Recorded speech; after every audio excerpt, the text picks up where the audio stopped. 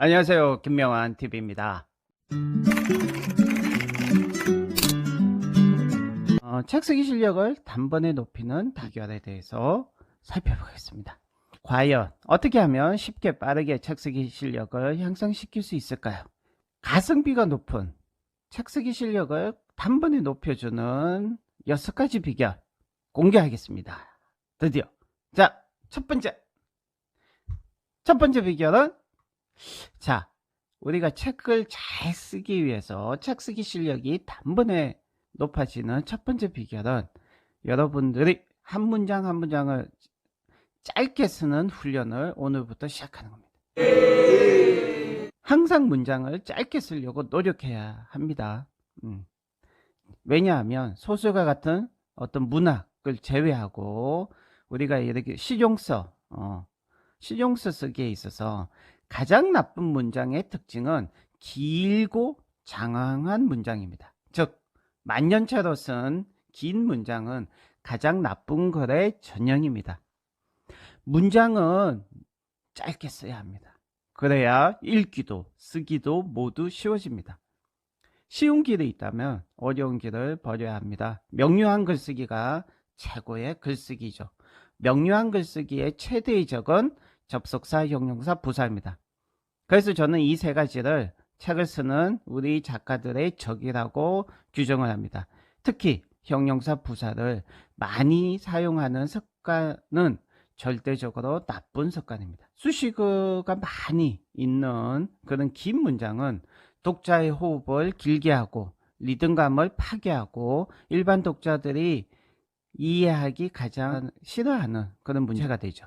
문장을 짧게 쓰면 굉장히 많은 장점이 있습니다. 첫 번째, 리듬이 살아나죠.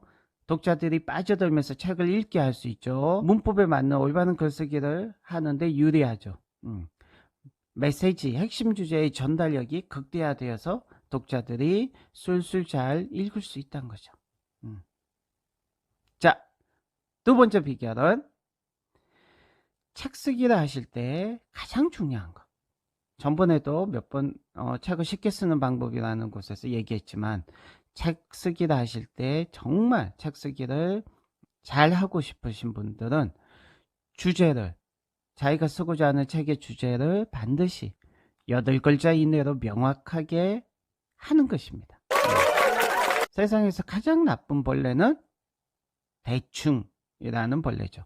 여러분, 주제를 대충 주제를 명확히 하는 사람과 구체적으로 실제적으로 디테일하게 8글자로 구체적으로 주제를 명확하게 하는 사람의 차이는 엄청납니다. 대충 주제를 명확히 하지 마시고 정확히 8글자로 명확히 해야 됩니다. 자, 이 차이가 뭔지 아십니까? 잠을 자고 있을 때 비몽사몽간에 누군가가 당신의 책의 주제는 무엇입니까? 이렇게 질문을 했을 때 뭔가 우리가 생각을 해서 답변을 하면 그것은 책의 주제가 아직 자기 자신도 명확하지 않다는 거고요. 누군가한테 자신의 책의 주제에 대해서 주저리 설명한다. 그것은 저는 책의 주제를 명확히 규정하지 아직 못한, 책 쓸 준비가 안 된 사람으로 규정을 합니다. 자, 여러분들이 책 한 권을 쓰고 있을 때 누군가가 옆에 길거리 가다가 툭 부딪히면 툭 주제가 튀어나와야 돼. 주제가 어떻게 8글자의 주제가 툭 튀어나와야 되는데, 그 8글자의 주제가 초등학생도 한 번 듣고 충분히 이해할 수 있을 만큼 쉽고 명확해야 된다는 점. 자, 이게 두 번째 비결입니다. 이 비결만 알면 여러분 책 쓰기가 굉장히 쉬워지고 책을 잘 쓸 수 있습니다. 세 번째 비결은 정확하고 구체적인 타깃 독자를 선정해야 된다는 거죠. 이것도 대충 선정하면 안 돼요. 정확하고 구체적인 실제 인물을 타깃 독자로 선정한 사람과 두루뭉실하게 그냥 타깃 독자는 40대 가장이라고 선정한 사람의 하늘과 땅 차이라는 거죠. 해보세요. 하늘과 땅입니다. 자, 네 번째 비결. 여러분들이 책의 내용을 쓸 때 단순하게 쓰란 거죠. 복잡하게 쓰면 안 돼요. 대학교 교수님들이 책을 쓰면 물론 베스트셀러가 되시는 교수님도 있지만 대부분의 많은 대학교 교수님들이 책을 쓰면 한 권도 안 팔려요. 왠지 아세요? 지식이 너무 방대하시니까 당연히 복잡해지는 거예요. 심플해지지가 않아요. 그래서 많은 지식을 가지고 있는 게 오히려 독이 되는 경우죠. 그러니까 일반인들이 책을 자기가 그냥 쓰시는 분들 보면 심플하게 쓸 수밖에 없고요. 또 그 단순함의 힘이 그들을 베스트셀러로 만들어 놓는 거죠. 자, 5번째 비결. 자, 이 원고 작성. 책 쓰기에서 원고 작성을 잘하는 방법이기도 하죠. 반드시 집중해서 스피드하게 빨리 초고는 완성해야 한다는 것이죠. 초고 작성을 뭐 1년, 2년 이렇게 길게 잡으면 반드시 실패하고요.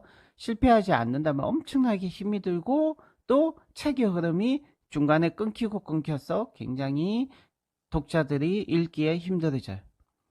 초고 작성의 대원칙은 한 달 또는 2달 또 3개월 딱 정해놓고 그 안에 스피드하게 집중해서 끝내야 된다.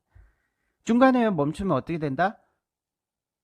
뭐 한 달 정도 멈추었다가 한 달 정도 뭐 다른 프로젝트 하고 나서 다시 이제 책을 쓰려고 하면 못 써요. 2배, 3배 힘들어서. 그래서 초고는 반드시 집중해서 스피드하게 끝내야 한다. 초고가 완성이 되고 나서 그 다음에 좀 쉬어도 되고 중간중간에 기간을 길게 잡고 퇴근을 해도 되고 출판사에 그냥 바로 넘겨도 되고 그건 여러분들의 선택이에요. 그러니까 초고 작성은 완성은 집중해서 스피드하게 멈추지 않고 해야 한다.